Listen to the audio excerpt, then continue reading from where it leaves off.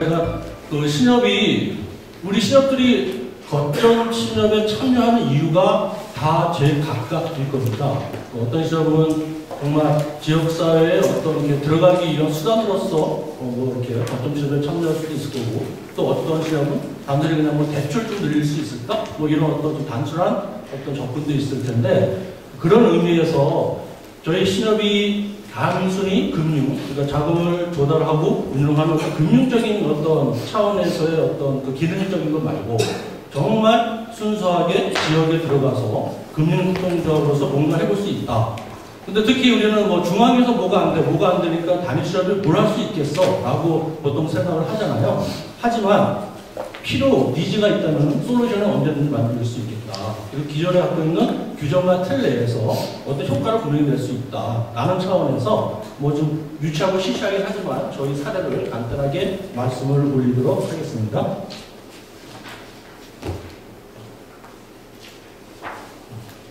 저희 조합은 좀 오래됐어요. 규모는 좀 작아서 자산은 아직 한 1,600억 정도뿐이 안 되고요. 뭐 아시겠지만 요새는 그 모든 기업들, 경영들이 뭐 지속가능 발전이 전 세계적인 하드고 이슈입니다. 그리고 이런 지속가능 발전 관련해서 민간 영역들은 이 지속가능 발전의 수단이 뭐 사회적 책임, CSR 활동을 통해서 주로 이루어지고 있고요.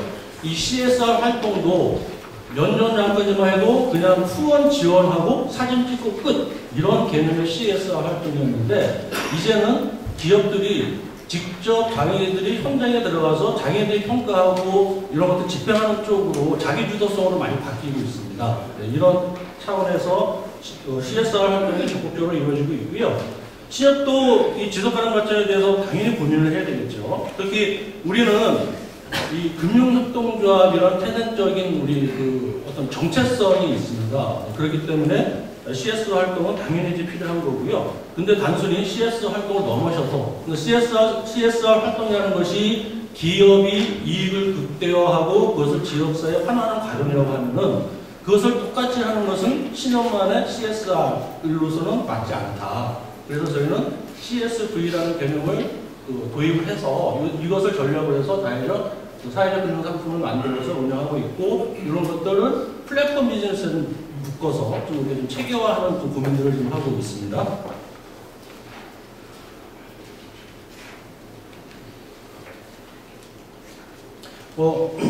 우리 그 문학 용어 중에 낯설게 하기라는 용어가 있어요. 이게 뭐냐면은 바닷가에 사는 사람들은 평생 바닷가에 살면은 이 바닷가가 아름다운지 몰라요. 그죠? 타산에 젖어서. 근데 소설이나 글에서 바닷가가 아름답다는 것을 묘사를 해놓으면은 그걸 읽으면서 아, 내가 모르고 있었던 것을 망각했던 것을 새로 깨우치게 되고 낯설게 하게 해서 새롭게 느끼게 되는 거거든요. 그래서 우리 신협 동기들 뭐 다 아는 내용이지만 잠깐만이라도 우리 신협을 낯설게 한번 보는 차원에서 우리 신협의 사명을 다시 한번 짚어봤으면 좋겠어요. 그래서 우리 뭐 신협법의 1조에는 분명히 돈 장사를 잘해라, 열심히 돈을 벌어라, 이런 내용은 없습니다. 경제적, 사회적 지위를 향상시켜서 금융권익을 제공하고 지역 경제의 발전에 이바지해라 라는 거고요. 그리고 현 기획재정부인 그 재정경제원에서 95년도에 금융정책 편람이라는 그 책을 펴냈는데, 여기에 그 신협에 대한 정의를 너무 아주 적합성 있게 잘 표현을 했더라고요. 신협은 비영리 자율협동주주로의 금입니다. 여기서 저는 강조하고 싶은 게 비영리입니다. 비영리. 이 부분은 끝까지 그 머릿속에 담고 가시면 좋을 것 같은데요. 우리 뭐 아시겠지만 뭐 60년도 5월달에 한국의 신협운동이 시작이 됐고요. 그래서 지금 보시면 21년도에 벌써 총자산 122조 원, 조합수가 873개에 조합원 수가 656만 명의 조합원들이 구성되어 있고요. 80년대 모스크바에서 열린 ICA 총회에서 그 레이들로 박사라는 분이 서기 2000년의 협동조합이라는 보고서를 제출했어요. 근데 80년이면 벌써 꽤 오래 전이잖아요. 근데 여기서 이게 참 그 보고서가 아주 뭔가 철학적이면서도 미래를 예측했던 보고서인데요. 이 보고서에서 얘기하기를 협동조합은 세 단계의 위기를 겪는다. 첫 번째 위기는 신뢰의 위기, 두 번째 위기는 경영의 위기, 세 번째 위기는 이념의 위기다. 라고 보고서에 말씀을 주셨고요. 이게 우리 신협의 시대별 특징과를 제가 간략하게 표로 만들어 봤는데요. 이 세 단계의 위기가 우리 신협하고 딱 맞아 떨어지더라는 겁니다.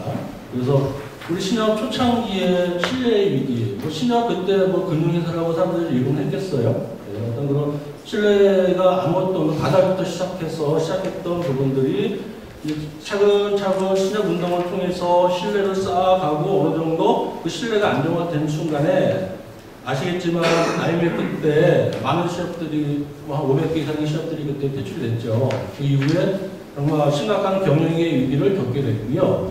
그래서 이 경영의 위기 이후에 살아남은 신협들은 어떻게든지 살아남기 위해서 금융에 대한 전문성을 키우기 시작했고, 이렇게 해서 현재는 아까 보셨던 것처럼 은행과 똑같은 규모의 금융 인프라를 갖추게 됐고, 말 그대로 이제는 제도권에서도 저렇게 네이밍이 이제 어느 정도 파워가 생긴 신협으로 자리매김했는데, 이제 와서 보니 이게 이제 저희는 길을 잃은 거죠. 이 우리가 금융기관인가, 금융협동조합인가?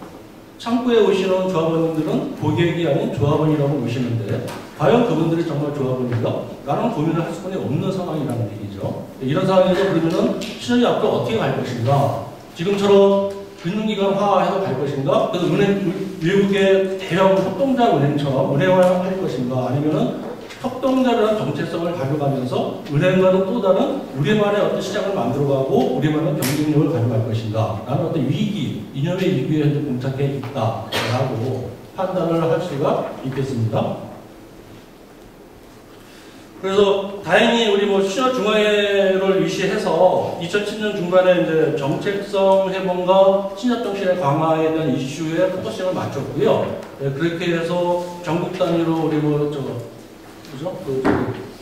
공사단도 만들고 운영하고 있고, 다양한 CSR 활동을 하고 있고요. 그래서 우리는 어쨌든 간에 이 CSR 활동 이전에 각각의 지역들은 지역에서 다양한 우리 활동들을 해왔습니다. 예, 근데 이런 것들을 2010년 이후에 좀 체계화하고 시작했고요. 그러면서 또 신협 사회공헌대단에서 출범하면서 본격적으로 대외적으로 신협의 CSR 활동을 알리게 되고, 이제 활동 영역을 넓혀 가고 있는 그런 상황이 되겠습니다. 이것들은 그냥 다 넘어갈게요. 자, 그러면 이제 고민을 해야 되는 거죠. 그렇게 해서 CSR 활동이 과연 지속가능 발전 측면에서 금융협동조합의 역할인지에 대한 검토가 반드시 필요하다는 거예요. 아까도 말씀드렸지만 이윤 추구가 극대화되는 이 극대화가 목적인 기업들이 하는 CSR 활동하고 현재 우리가 하고 있는 CSR 활동은 똑같습니다. 지금 그죠? 신협이라고 특별한 건 없죠. 다들 인정하시죠? 네. 아니 이래가지고 과연 이게 그러니까 주식회사로서의 은행이 하는 CSR 활동과 금융협동조합으로서 신협이 하는 CSR 활동이 현재 똑같다. 과연 그럼 이게 과연 금융협동조합으로 신협이 할 어떤 역할인가라는 데서 고민을 좀 할 필요가 있다는 거예요. 그리고 그렇게 된다면은 결국은 우리는 은행과 똑같이 가는 길뿐이 안 되는 거고, 그래서 우리는 은행이 아닌 금융협동조합으로서 새로운 시장, 새로운 방향성을 고민을 해야 된다. 그래서 그런 것들을 하기 위해서는 일단은 일방향의 후원, 지원이 아니고 신협이 현장에 들어가는 거죠. 어제도 보니까 네트워크, 지역에 네트워크 활동했던 많은 조합들의 좋은 사례들이 있는데 바로 그겁니다. 바로 그거. 현장에 들어가. 현장에 들어가야 그 현장의 니즈를 볼 수가 있고요. 그 니즈를 보는 순간 그것을 해결할 수 있는 솔루션을 만들어 볼 수 있는 그런 기회가 생기는 거고, 그리고 이런 것들을 그 CSV라는 것을 전략을 통해서 풀어볼 수 있겠다라는 겁니다. 그래서 하여간 특히 우리 신협이 이 협동조합 기본법 이후에 많이 비판을 받고 있는 게 사실입니다. 초창기 협동조합 기본법 생기고 나서 기본법 협동조합들, 개별법 협동조합들을 모이면 항상 이구동성으로 신협 그러면은 너네가 협동조합이야? 항상 비판을 받고, 어디 모임 가면은 제가 얘기할 거면 일단은 자비판을 먼저 하고 시작할 정도고 지금은 많이 이제 긍정적이 됐긴 했지만, 예. 그런 과정에서 아까 말씀드렸던 CSV 개념을 도입하는데요. 뭐 CSV는 뭐 다들 아실 거예요. 그 CSR은 뭐 후원 지원 형태의 뭐 이런 활동이라고 하면은 CSV는 기업 활동 자체가 사회적 가치를 창출하면서 이익도 내는 겁니다. 그러니까 결국은 이 의미는 우리가 주 목적으로 취급하는 상품에 사회적 가치도 같이 담긴다는 뜻입니다. 예를 들어서 삼성전자 핸드폰 사업부에서 소비자가 선택 받아줄 만큼 멋진 핸드폰을 만들어서 팔면은 이익을 매출 극대화하고 이익을 극대화해서 아주 엄청난 수익을 올리면 그 수익을 가지고 지역사회에 환원하는 거 되지 않습니까? 그것이 CSR이라고 하면은 CSV는 우리가 파는 상품 자체에 사회적 가치도 담겨 있고 그것을 통해서 매출이 발생하고 이익도 발생하는 이런 것들이 CSV의 개념이라고 이해하시면 좋을 것 같아요. 그래서 저희가 그 지역마다 다 특색은 있을 테지만 그 제가 얼마 전에 그 사법신협 보안시험을 잠깐 다녀왔는데요. 그 가서 놀랬습니다. 놀랬어.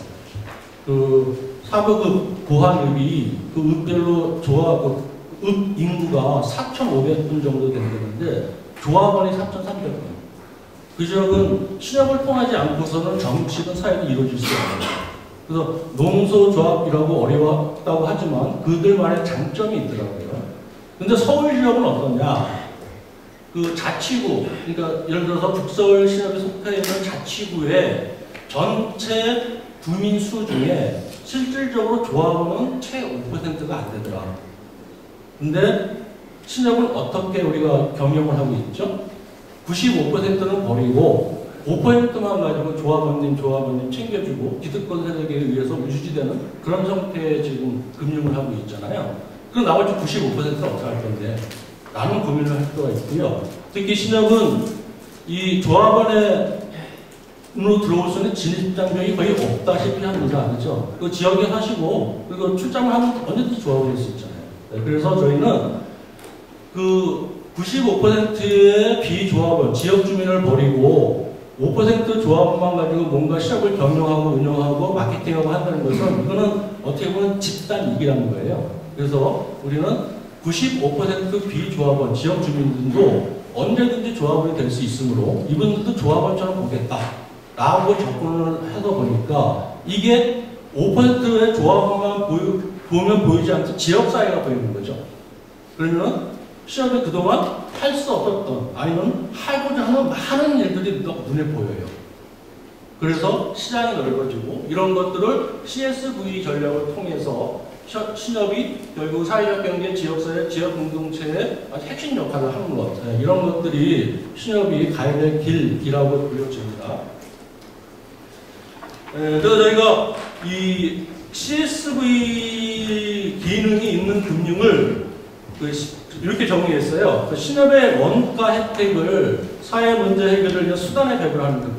이렇게 이제 정리를 했는데요. 이게 좀 약간 뭐 이해가 좀 덜 가실 텐데, 요걸 한번 보시죠. 이 그림 보면은, 우리 뭐 이렇게 전문님도 사모님도 계시고, 뭐 차석분들 뭐 이렇게, 핵심 우리 직원분이 계시는데, 이거 정말 반성해야 됩니다. 지금 우리 신협 정기했다가 밀려이 몇 %죠? 지금 아마 특판하면 3% 해도 아마 이거 안 들어올걸요. 지금 시중은행 1년 정기예금, 뭐 이렇게 특판 말고, 시중은행 일반 금리가 몇 %인지 아시죠?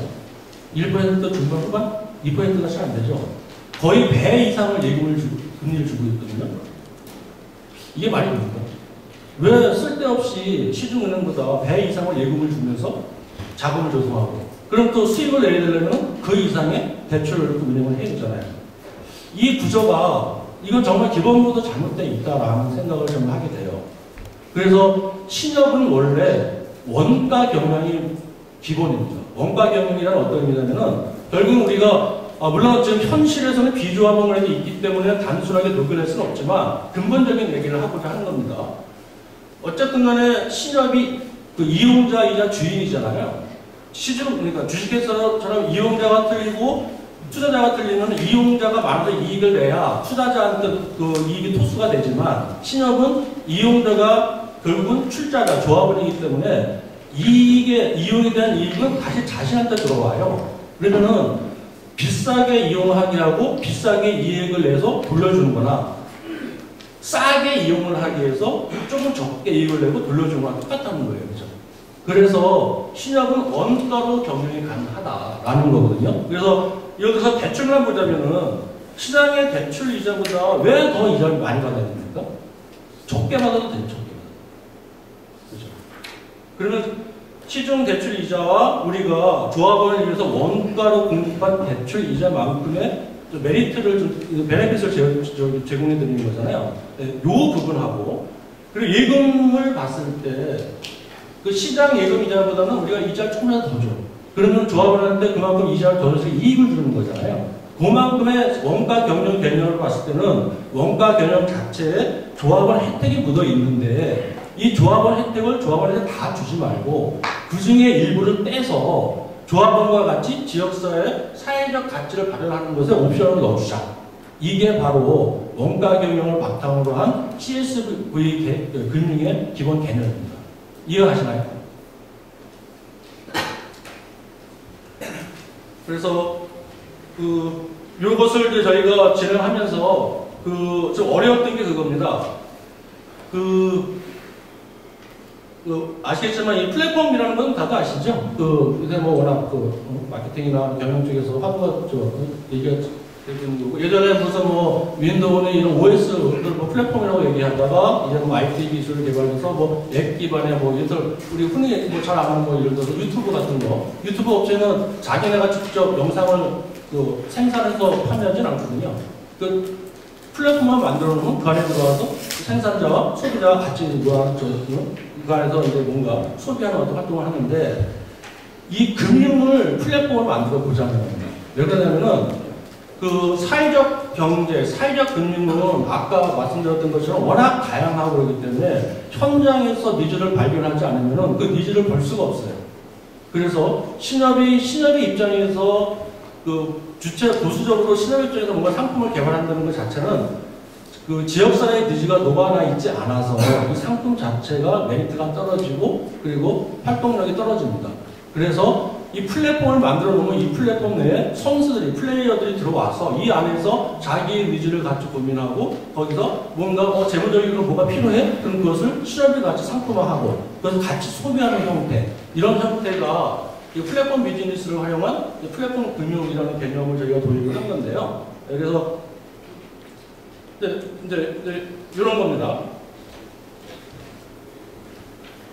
다시 한번 이제 정리해서 말씀드리면, 이제 니즈를 정확히 파악하는 게 중요한데 이것을 쉽게 포착하기가 쉽지 않고, 그래서 이런 것들을 사회적 경제의 수요자와 공급자가 한 곳에 모여서 같이 고민하고 할 수 있는 플랫폼을 만들자. 네, 이런 개념이고요. 이런 것들을 플랫폼에다가 금융과 사회적 가치를 녹여놓는 게 소셜 플랫폼 금융이다라는 개념으로 저희가 좀 뭐 정립되거나 뭐 그런 건 아니고요. 이렇게 좀 고민을 하고 있습니다. 모델을 만들기 위해서. 네. 그래서 이제 프로세스는 이렇게 됩니다. 이제 먼저 사회적 경제 조직과 신협이 먼저 이제 함께 뭔가 해결하고자 하는 이제 니즈를 정의를 합니다. 네. 그럼 니즈는 뭐 다양하게 있겠죠. 뭐 지역사회 니즈도 있을 거고, 뭐 조직 자체의 니즈가 있을 거고, 뭐 다양한 니즈가 있을 거고, 이것을 이제 해결 방안을 신협과 같이 현장에서 같이 이렇게 고민을 하고 활동하다 보면은 당연히 니즈에 대한 솔루션 방법들이 나와요. 그러면 이런 것들을 중에서 해결 방안 중에 재무적 요소가 필요한 부분들은 이제 금융이 공급이 되어야 되는데, 이런 것들에 대한 딱 맞는 부합하는 상품을 시합이 직접 같이 만들어서 설계해서 금융 상품을 제공해 주는 거죠. 그러면은 이 제공된 금융 상품을 이 니즈를 같이 발굴한 사회적 경제 조직과 지역이 같이 이것을 수요도 하고 또 자기가 직접 공급도 하는 형태, 네, 이런 형태가 되겠고요. 그래서 뭐 이렇습니다. 간단하게 도식화해서 다시 강조해서 말씀드리면은, 일단은 수요자인 사회적 경제 조직과 이 니즈와 해결 방안을 이제 사회적 경제 조직과 시합이 같이 공급자 입장에서 고민을 하고, 이것은 이제 CSV 금융 상품으로 설계를 하고요. 이것은 이제 수요자한테 직접 공급자가 곧 소유자이니까 공급하고 지역 공동체에 공급하고 그리고 신협은 다시 지역 공동체와 협업과 연결 통해서 이 CSV 상품들이 잘 전달될 수 있도록 하는 역할 이런 것들이고 그렇게 해서 이 상품의 그 묻어진 옵션은 최종적으로는 그 수요자한테 전달이 돼서 이 수요자의 니즈를 해결해 주는 어떤 그 솔루션이 되는 형태 이런 것들이 되겠습니다. 그럼 구체적으로 한번 좀 보겠습니다. 어떤 상품들인지. 저희가 일단은 이게 좀 한계가 그 뭔가 좀 이렇게 모델링화 하려면은 좀 그 상당 부분에 일단은 그 기초 데이터들이 필요한데요. 아직은 뭐 이렇게 많지가 않아서 이 분류하는데 좀 이렇게 중복되는 경우도 있고 좀 그럴 수는 있어요. 근데 어쨌든 큰 틀에서 저희가 한 6가지 정도로 그 CSV 금융을 좀 분류를 좀 해봤습니다. 여기 총괄표인데요. 총 16종류를 저희가 현재 운영을 하고 있고요. 그 중에서 수신 기반으로 4종류, 여신 기반으로 10종류, 그리고 금융툴 지원하는 형태로 2종류를 현재 운영을 하고 있고요. 그래서 그 뭐 러프하게 뽑은 데이터인데 일단 수신은 총 241건에 12억 정도, 그리고 여신은 296건에 191억 정도 현재 취급이 되고 있고요. 이거는 이제 잔액이 아니고 취급 건수입니다. 그런데 수신 같은 경우는 12억 그러면 금액은 커 보이지 않는데 이거는 이제 그 건수를 좀 주목해 주십시오. 이게 그 수신은 자기 돈을 활용해라고 내놓는 상품이기 때문에 금액이 크진 않아요. 그래서 건수가 많다는 거거든요.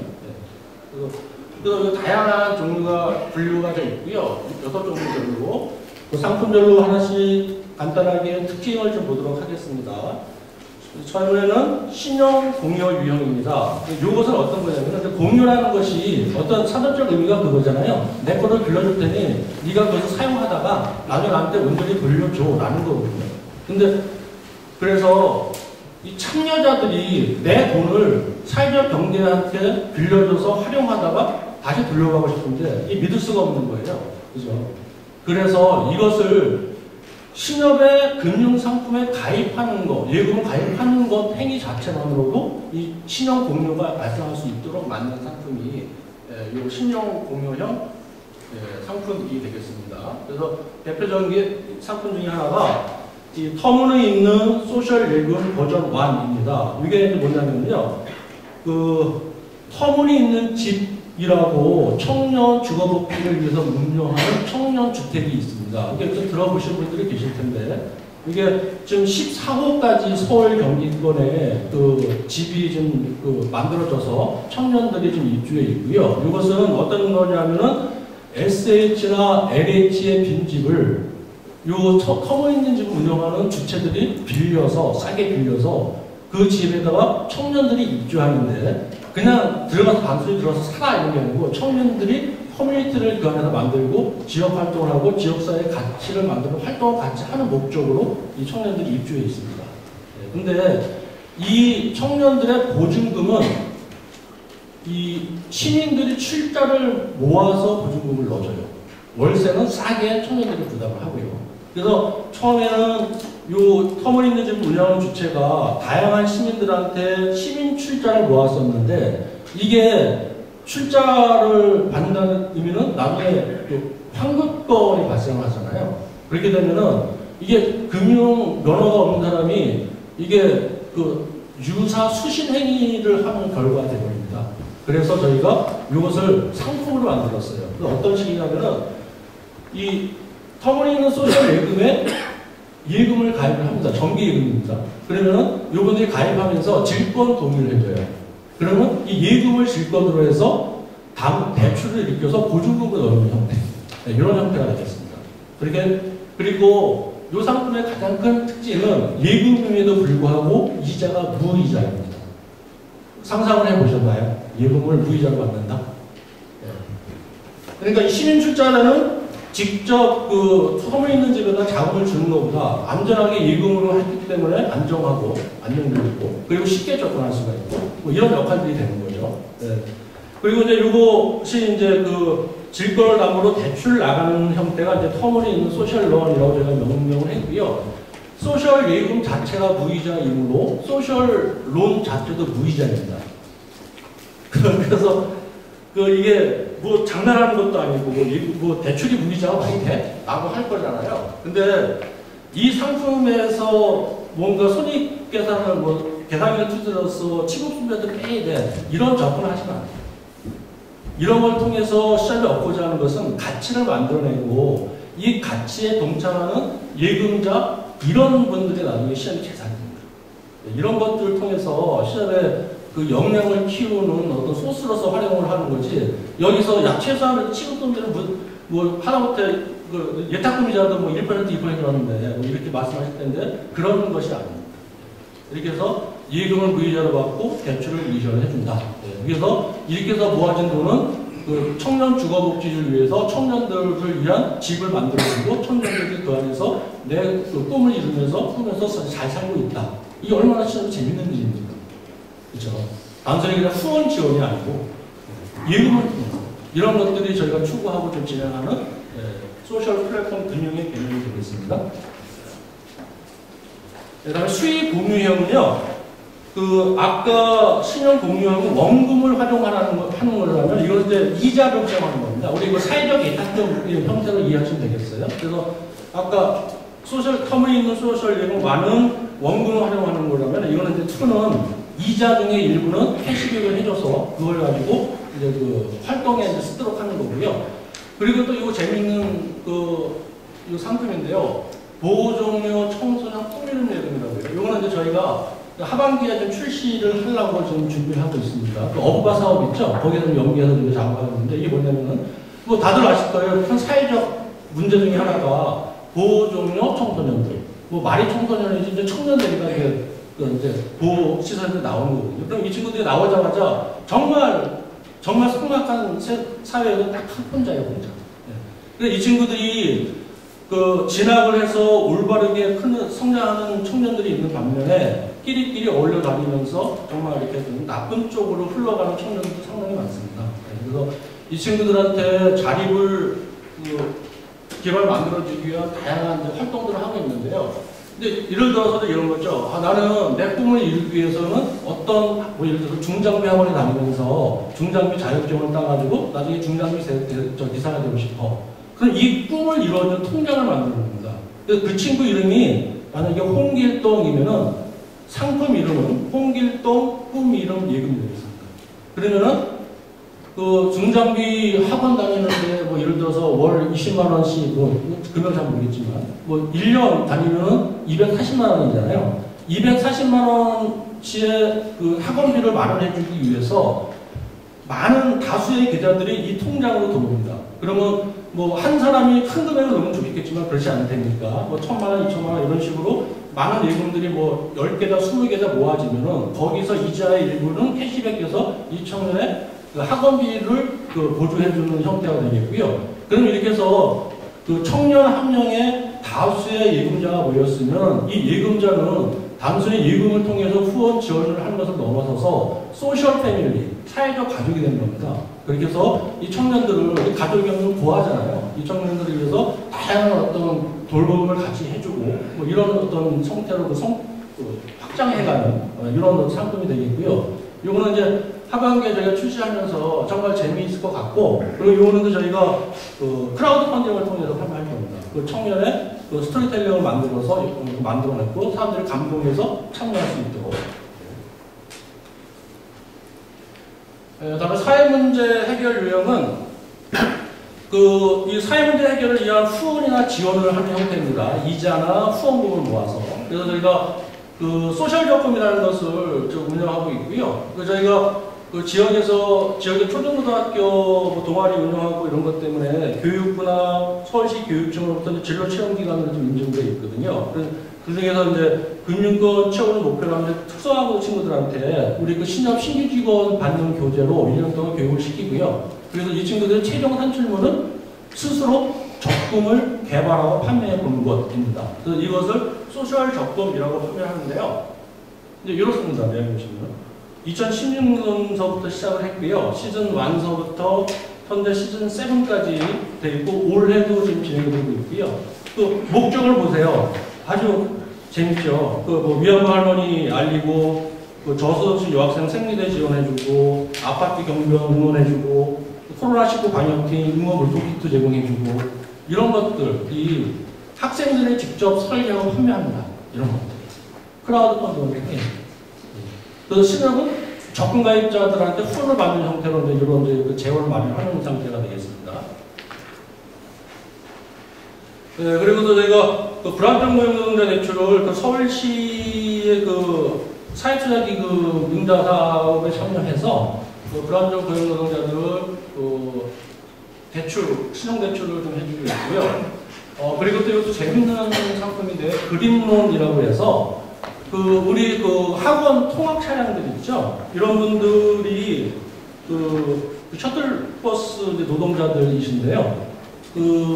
서울시에서 이게 다 경유차라서 환경 오염이 주범이거든요. 그래서 그렇게 5인승 승합차, 봉고차 이런 스타렉스 이런 차 이런 것들을 서울시에서 시범적으로 전기차로 전환해주는 사업을 하고 있는데 이 차가 우리나라에는 요 9인승, 10인승 다인승 차가 전기차가 없습니다. 우리나라는.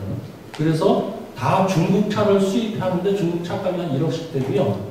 그런데 이것을 은행에서 우리 보통 5%원 많이 하잖아요. 근데 은행에서는 이게 차가 대중화되어 있는 차가 아니라서 대출을 안 해주더라고요. 그래서 저희가 과감하게 이 대출에 참여를 좀 해서 이분들이 차를 구입하는데 우리 김선주 실장님 얼마지 보조금은?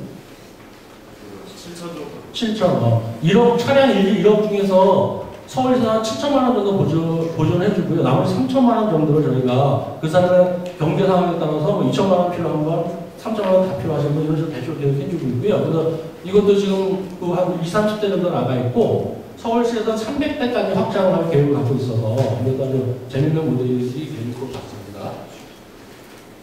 그래서 이런 것들은 또 택배 노동조합에서 또 보고 연락이 와서 택배 차량들 있죠? 차가 3년, 4년마다 교체하거든요. 거기다 캐피탈사 끼고 하는데 수수료 엄청 비싸지 않습니까? 그런 것들도 이런 대출로 연계해서 전용 상품화해서 지금 준비를 하고 있습니다. 네, 우리 금융인프라 제공형은 이런 겁니다. 신협의 금융 시스템을 공공재로 생각하고 내놓자는 거예요. 예를 들어서 각각 지역에서 보시면 기금에 대한 어떤 욕구들이 많고 다양한 활동, 기금 활동들이 있을 겁니다. 그래서 지자체 활동에 시험에 참여하기도 하고. 근데 어쨌든 간에 자그마한 기금 운영이라도 할지라도 이것이 조달하고 운영하는 파이낸싱이기 때문에 여기에 대한 관리에 대한 노하우, 장치가 필요하고 이런 어떤 시스템들이 필요하거든요. 그래서 이런 것들을 신협의 금융망을 태워서 그 효과를 나타나게 해주는 겁니다. 그래서 서울시 협동조합 협의회에서 운영하는 협동기금 운영 형태도 협동기금도 우리가 이런 식으로 운영하고 있고요. 그리고 이런 형태로 협동조합 조합원 전용 대출을 운영하고 있어요. 그리고 예를 들어서 기본법협동조합이 자기네 조합원의 복지 차원에서 무슨 이렇게 기금 운영을 하고 싶어, 조합원 대출을 해주고 싶어. 그런 것을 예를 들어서 A 협동조합이다 그러면 A 협동조합 조합원 전용 대출 이런 형태로 해서 전용 대출을 만들어서 제공을 해줍니다. 그리고 대출도 그 조합에서 콜을 주면 저희가 대출을 해주고요. 그리고 또 하나는 이런 걸 통해서 조합이 모든 대출을 다 책임져줘요. 조합원의 대출에 대해서. 그러면 예를 들어서 조합원의 대출이 1,000만 원씩 10명이 나오면 1억이잖아요. 그러면 조합에서 1억을 다 책임져 주려면 1억을 준비하고 있어야 되거든요. 근데 그렇게 하지 않고 요 대출에 대출 나가는 조합원의 평균 신용 등급을 봤을 때 경험 측상 연체율이 어느 정도 돼. 그래서 만약에 연체율이 10%다. 그러면은 10%만큼만 시험에다 돈이 나갑니다. 그러면은 연체에 대해서, 평균 연체에 대해서는 이미 우리가 대손에 대한 삼각대는 현금을 우리가 갖고 있고, 그러면 거기에 10배까지 대출이 되는 효과가 있기 때문에 오늘 또 재밌는 모델이 될 수 있을 것 같고요. 네, 그리고 또 공익재단 무이자 소셜론도 마찬가지로 공익재단의 목적 사업 중에 후원 지원 말고 융자형 사업 같은 경우는 시장의 금융 인프라를 통해서 대출을 해주고 있고 이것도 무이자로 현재 운영하고 있습니다. 그리고 이제 상생협력 대출 지원 운영인데요. 이건 뭐 우리 뭐 잘 아시는 상생협력 대출이 안에 포함되어 있고요.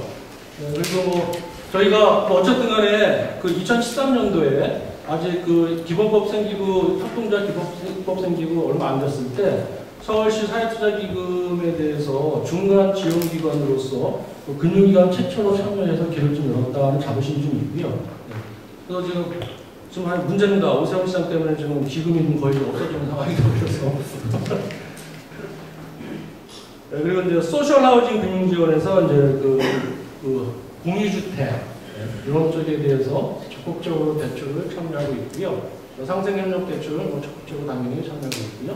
특히 상생협력 대출은 뭐 저희보다 더 많은 개수로 많은 시장들을 참여하고 있습니다. 존경합니다.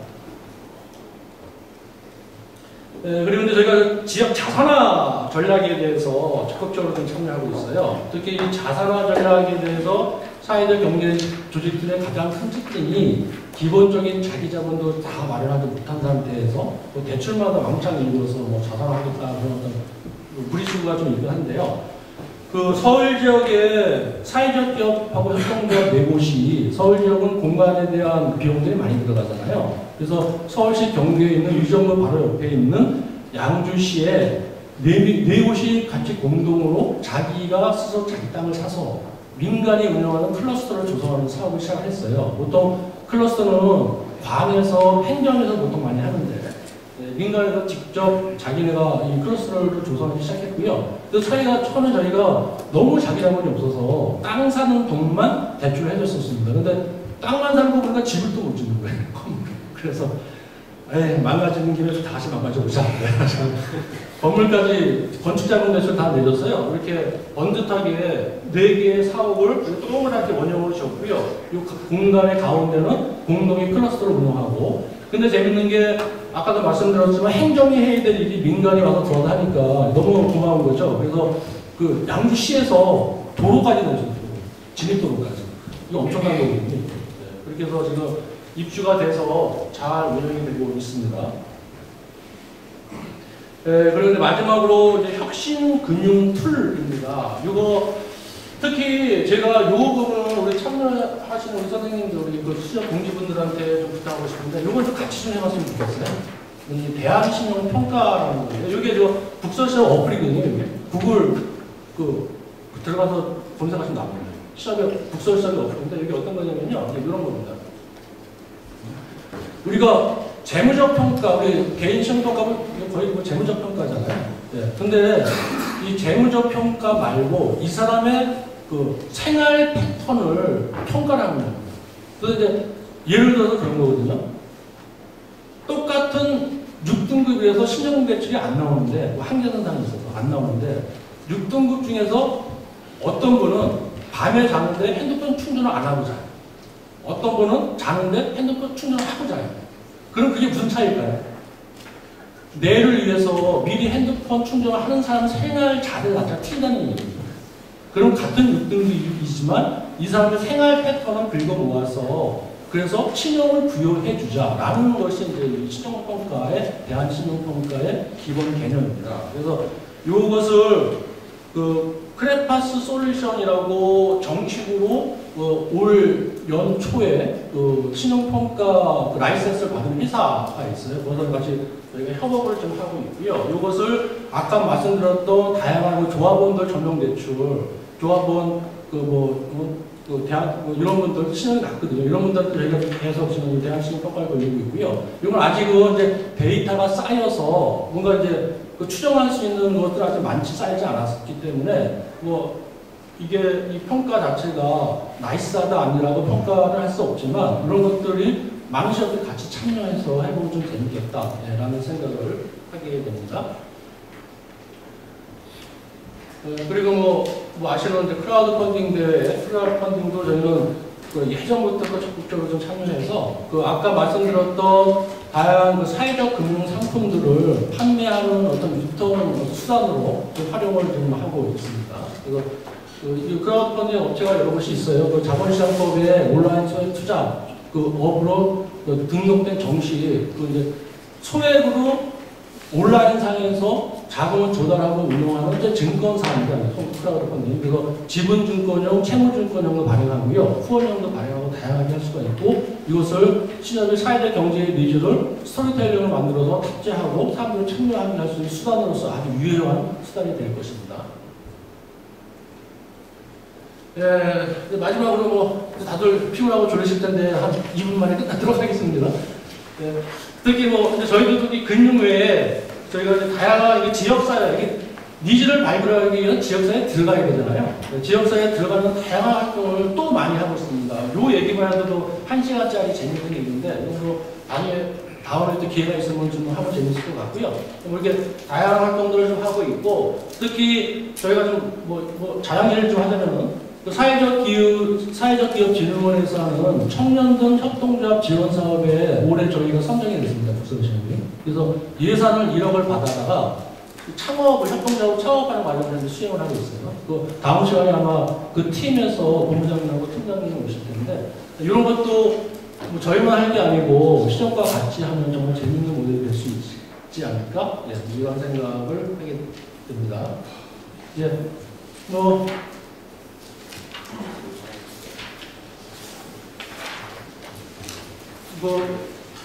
어쨌든 간에 40분 두서없이 말씀을 드렸고요. 제가 좀 기대 좀 하고 부탁드리고 싶은 것은, 이게 일단은 아까 말씀드렸죠. 비영리라는 것을 머리에서 떠나게 하지 말아요. 특히 신협들은 무늬만 조합원인 고객화된 조합원에서 선출된 임원들의 지배구조의 문제, 또 그런 분들에 의해서 신협 중앙회 이사까지 되시잖아요. 이 자리에서 좀 비판드리기도 죄송하지만, 그러니까 무늬만 조합원인 상태에서 조합원님 이게 무슨 조합입니까? 금융협동조합이 아닙니다.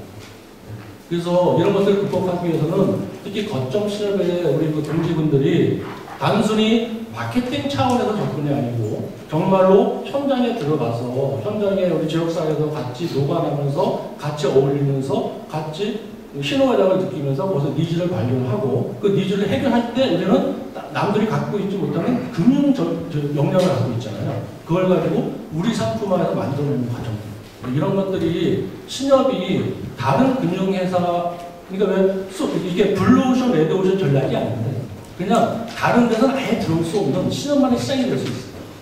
그런 확신을 갖고 저희가 좀 진행하고 있고요. 이런 것 통해서 저희 북서울시협도 자산 한 10조에 이런 걸 통해서 성장할 수 있구나 라는 걸 좀 보이고 싶습니다. 그래서 많은 시협들이 같이 참여해 주시면 감사할 것 같고요.